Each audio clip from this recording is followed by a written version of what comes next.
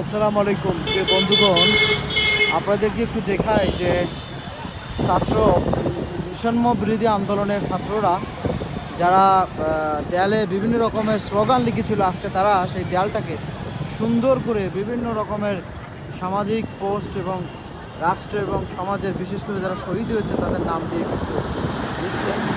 এটা অসাধারণ একটি আর্ট এবং আমরা মনে করি এভাবেই যদি সমাজ পরিবর্তন না হয়, বাংলাদেশের যে সমাজের যে অবস্থা সেটা যদি পরিবর্তন না হয় তাহলে আর কখনোই পরিবর্তন হবে না।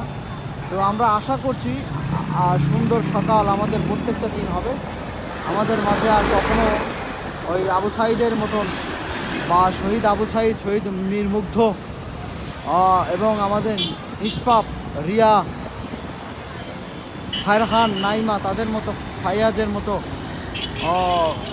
শিশু বাচ্চারা আর অকারণে রাম দেবে না। প্রত্যেকটি মৃত্যু হবে আমাদের আমাদের স্বাভাবিক মৃত্যু।